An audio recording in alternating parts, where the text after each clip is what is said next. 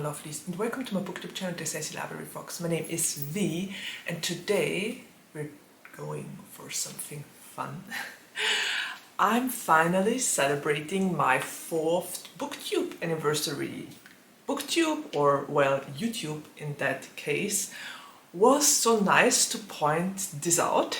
I probably would have missed it if YouTube wouldn't have remembered me. Yeah, I can't believe I've been here for 4 years already. 4 years seems such a long time. But it's been fun so far. I'm still sticking around. I don't plan on leaving anytime soon. So there's that. Yeah, as for what we are going to do today, I made a poll, and in that poll the majority said that they wanted an interesting tag video with interesting questions. So that's what we're doing. I looked up all the tags I've been tagged for in the last couple of years, which I still didn't do, and I decided to do the reader problems tag. I think it's suitable for a 4th year anniversary because every reader knows that there are a lot of reader troubles when you read, and this one had fun questions, so I decided to do it. I was kindly tagged for this by Becky at Teacup the Storyteller in 2023, I think. So thank you, Becky, for tagging me for this tag. I'm finally doing this earlier than some of the other tags I was tagged for, but I decided we would make a little exception for this one. Okay, so here goes nothing. I got my coffee at the ready. I got all the sheets with all the questions, and I'm pretty certain this is going to be fun. As for statistics, I think when I get up this video, it is going to be the 160th video I did on here.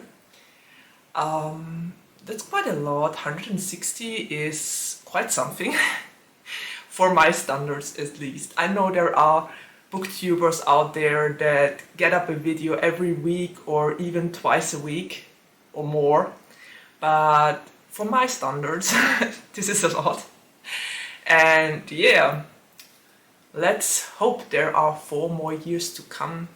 I've been struggling a little bit with getting content on here because life's been pretty crazy recently.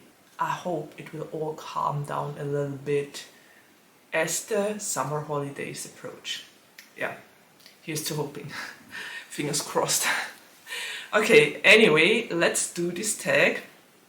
And yeah, the original tag was unknown to Becky. Becky said she didn't know who created the original tag. I tried to dig it up, but I didn't find anything as well. So let's just do this. I will link to Becky's video in which she tagged me so that you can watch this one. And yeah, we will just take it from here. Okay, let's do this. I'm just gonna take a sip. My throat is a little bit sore. The allergies don't help. Okay, first question. You have 20,000 books on your to-be read. That sounds about right. How in the world do you decide what to read next? Well, I always have my to-be read list, which I make every year and which always consists of 45 books. So I might mood pick one of those books, or, which is more likely, I borrowed a couple of books from the library and some of them need to be returned soon, and then I read whatever needs to be returned soon and fits my mood. I'm a huge mood reader, as you might know if you followed this channel for the last 4 years. So yeah, I always pick a next book. I never have any troubles to pick my next read. Because of that, I just mood read, and sometimes I ignore even the books I have to return to the library and just read whatever I want. And sometimes it's on my e-reader already, or I just get a new book. Yeah. Hashtag mood reader. That's my answer. I never have troubles to pick the next read. I know some people have troubles to do that, but personally for me, I never struggle with that kind of thing. Okay, question number 2. You're halfway through a book and you're just not loving it. Do you quit or are you committed? Okay, here comes the moment when I tell you that I've never ever DNF'd a book in my entire life. I always fight through the book until the ending. Sometimes it gets better near the ending, sometimes it gets worse. But I always finish the books I start to read. And sometimes it might take me a long time, about a year or even longer with some books, until I finish them. But mostly that's not the book's fault, but mine, because I'm just not in the mood to read it or to continue to read it. Yeah, Winter by Marissa Mayer and Raven Song by T.G. Klune can probably sing a song about this by now. Because they're still on my currently reading and I still didn't make all too much progress with those two. But yeah, I always finish the books I start reading. I think it's, I don't know, my inner correct person just won't let me rate and review a book I haven't finished. So I always finish it. If I didn't like it, I write it in my review and write the reasons why it didn't work for me. But yeah, as you all know, one man's meat is another man's poison. So yeah, it can go this or that way, but I usually don't DNF. I commit, I fight through it, and that's it. Okay, question number 3. The end of the year is coming and you're so close, but so far away on your Goodreads reading challenge. Sounds familiar. Do you try to catch up and how? Well, I usually go for really small books. I go for short stories, for novellas, for mangas, comics, whatever works and will push me a little bit closer to that goal. So far, I always managed to finish my Goodreads challenge about, well, a couple of days before the year was over. This year it was, or well, actually last year in 2024, I really struggled to finish my challenge, but I somehow made it because I finally had time to read during the Christmas holidays and did a lot of catching up then. So yeah, I managed to finish my Goodreads challenge usually, and if I see that I'm not even getting close, I just try to read short stories. Usually I'm in a slump when I don't finish books, so that says a lot. I'm currently doing this right now with Minuscule March. I'm totally using Minuscule March to read all the short stories and novellas because I can't concentrate on a long book. But so far it's working. I think Minuscule March is getting me out of my reading slump. Yeah, short stories, mangas, comics, that's it. Always works. The covers of a series you love do not match. How do you cope? That's a mean question. That happens quite often with books.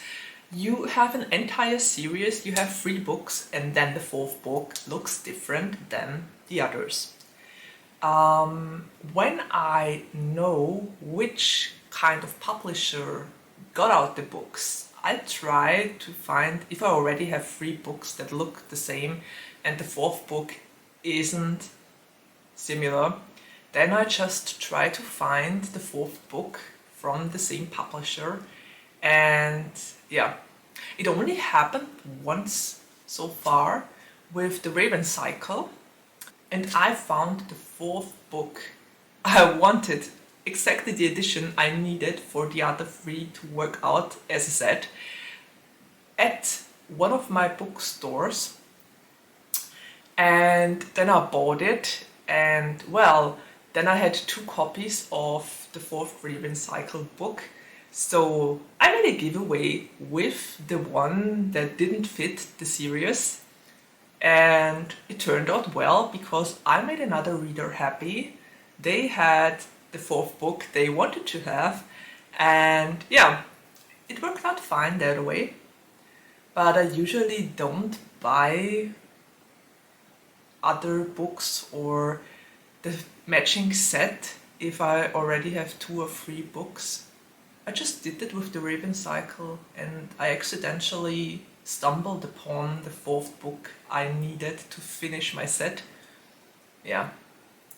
I think with the others I just try to buy them as a match, or if I can't manage that, well, they sit in my shelves. I have that with Liba Dogo's 6 of Crow series. The 2nd book doesn't fit the 1st, but it's okay. I can live with it. Yeah, I guess I'm not that bad when it comes to this. I can just ignore it. I know not everyone can, but yeah. I try to buy them in matching sets and editions if I can help it. Okay, question number 5, just gonna take another sip. Everyone and their mother loves a book you really don't like. Who do you bond with over shared feelings? Now that's an interesting question.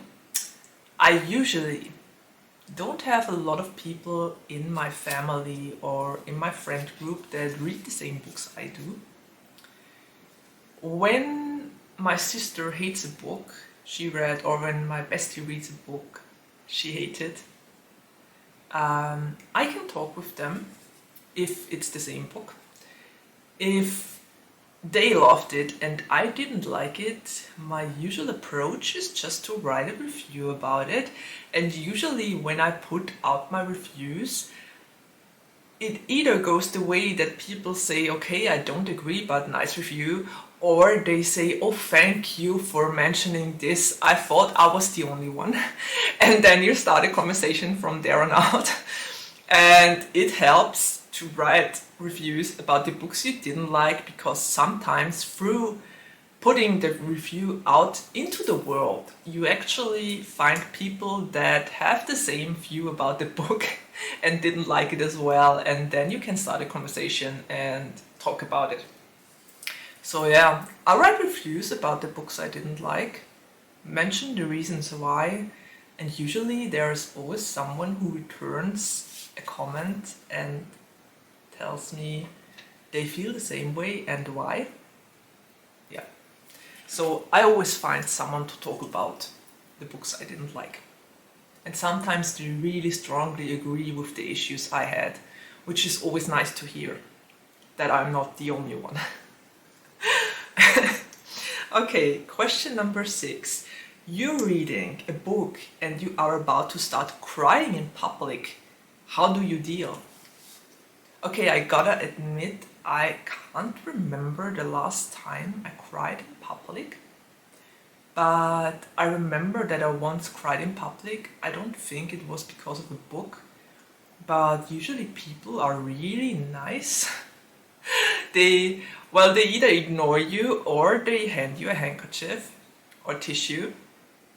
So yeah, I remember an instance when I saw a girl read the 3rd book of the Infernal Devices series, Clockwork Princess, and I bawled my eyes out at the ending of this book. I so did. I cried, but thankfully I was at home. She was on the train, and I saw which kind of book she was reading. I saw her sobbing, so I just handed her a tissue because I could relate so much to this, and we had this mutual silent understanding why she was crying, why I knew why she was crying, and yeah, I just gave her more tissue. She took it without comment, gave me a little brief smile, and yeah, we exactly knew what the other was thinking about. So sometimes this happens. It only happened to me once so far. I can't remember a book that made me cry on the train. I remember a lot of books that made me laugh, and other people would look at me like I would be crazy. I also remember not just laughing, but being sad and other people noticing but not crying. Yeah.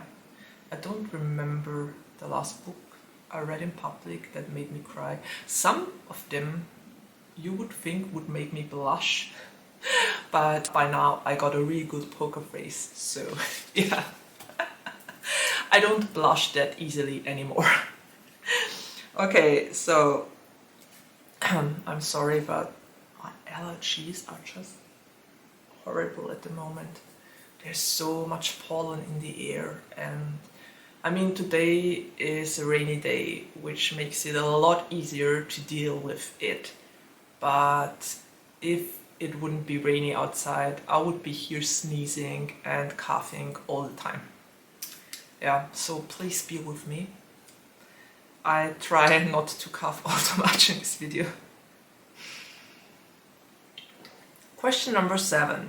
A sequel of a book you loved just came out, but you've forgotten a lot from the prior novel. Will you reread the book? Skip the sequel? Try to find a synopsis on Goodreads? Cry in frustration? All very valid options, I might say, but I gotta admit, I have really stunningly good memory when it comes to books. I remember, I always say I wish I would remember everything as well as I remember song text and book plots, because those two, they stick in my mind even years after, and I remember exactly what the book was about. If my bestie reads a book 4 years after I did, and she talks about that scene in this book, in the sequel of a series, I know exactly what she's talking about. So I have a really good memory when it comes to plots and characters and books in general. If I want to refresh my memory to remember the little tiny details that might be important later on, I just read my own review, because I tend to write very long essay reviews about the books I read, and they are very well, they include a lot of the things I thought about and noticed when I read the book. So that is always a good reminder if I didn't read the book for a very long time. Yeah, I usually don't reread them because my review and my memory is enough. I honestly wish I would remember everything as well as I remember lyrics of songs and book plots. It would be so helpful. Okay, next question. You do not want anyone borrowing your books. Relatable. How do you politely tell people nope when they ask? Okay, let's be real here. The only 2 people that are allowed to borrow books from my personal library are my 2 besties. Well, and maybe my sister as well, because I know she will take good care of it. They all will. So there's that. I do borrow books to my besties and my sister if they want to read one of the books in my library. As for people I don't want to borrow my books to, I just plain and honestly tell them. I know I'm a very direct person and not everyone would dare to do that, but quite honestly, if someone asks me to borrow a book from my library and I don't want to borrow them my book, then I just say I'm sorry, but I don't want to borrow you my books. I like to have them in my flat, I like to have them around me, and I'm worried something might happen to that book. So sorry, but no. I know that's very direct, that's very honest. Not a lot of people can do that, but I learned to say no. There was even a course I attended where you learn to say the 10 ways of saying no. That's an interesting thing, by the way. I can really recommend it to everyone because sometimes in life you just gotta say no. And yeah, my books are definitely one of the most precious things in this flat, aside of my hubby and my kid, of course. So yeah, precious possessions. And yeah, I don't want to give them away, so I won't. Sorry, but not sorry. I think you just gotta be honest there. And if the person is a book lover, I'm pretty certain they will understand. Okay, question number 9. Reading ADD. You've picked up and put down 5 books in the last month. How do you get over your reading slump? Well, I basically did that.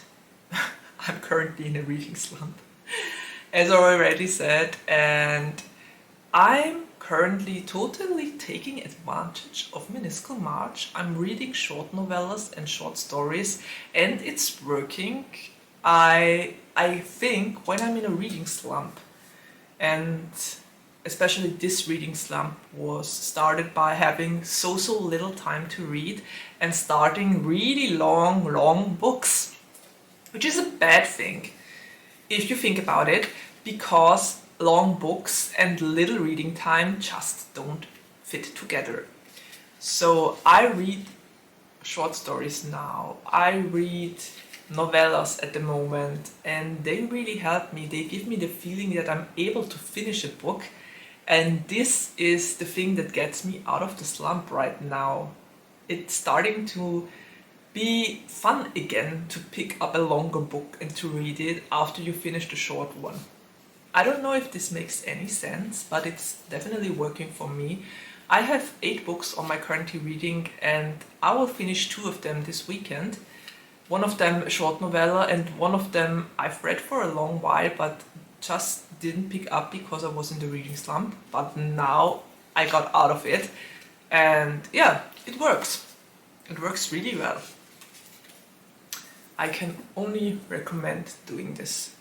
If you're in a reading slump, just read mangas, short stories, novellas, everything that makes it easy to read and to pick up.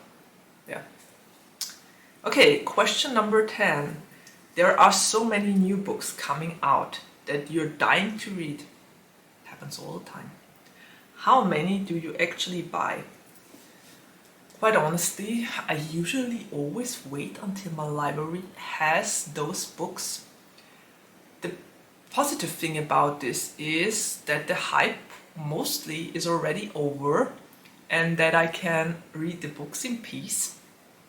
The downside of it is that sometimes the library takes a very long time to get one of those books. Yeah. So I don't tend to buy all too many books because, as you can see on my shelves, my space is limited. If I buy a book, then yeah, the books I buy for myself usually stay in the shelves a pretty long time unread.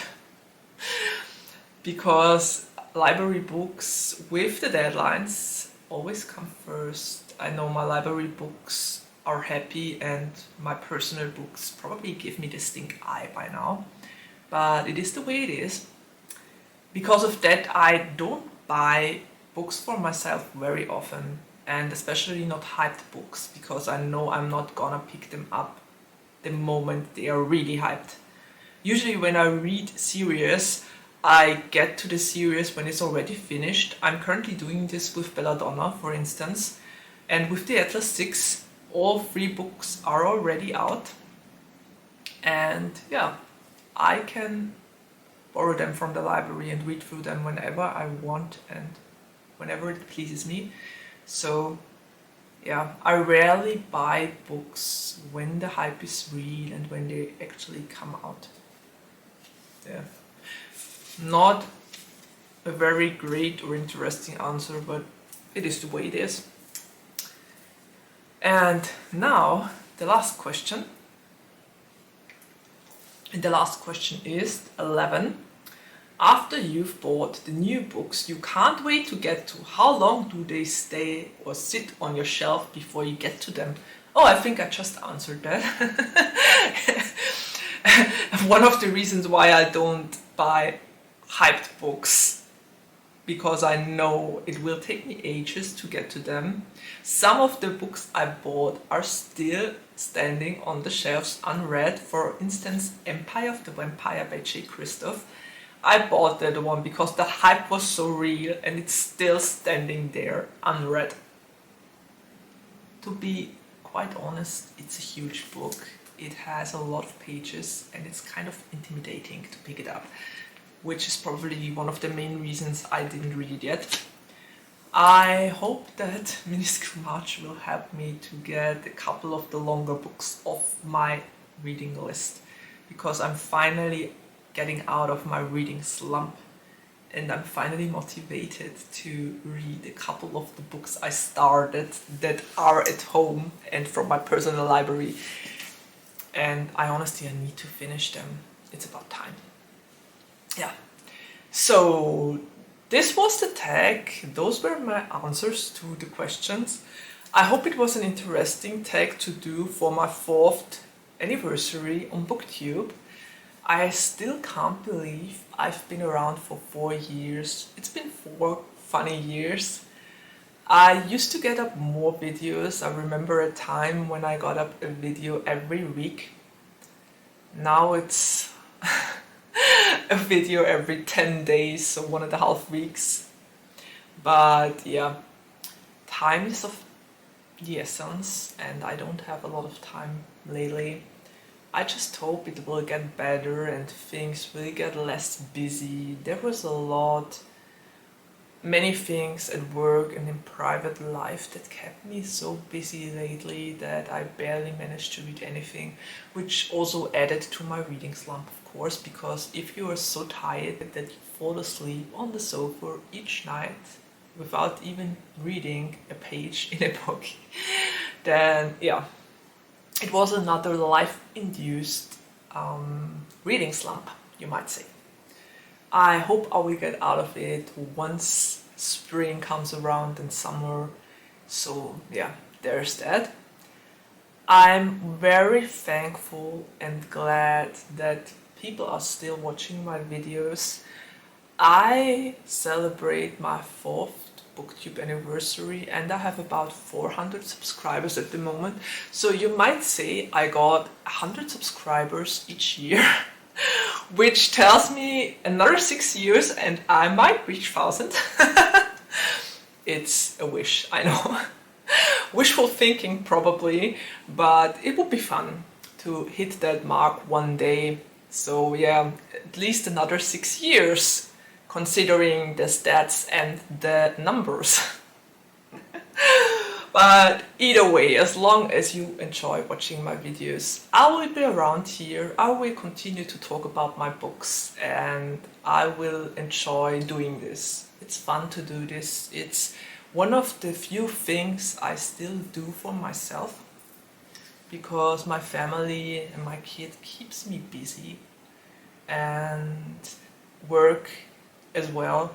So every week I kind of take away a couple of hours and sneak them in at night or in the morning to do the things I love and that are for me, and my BookTube channel definitely falls into that category.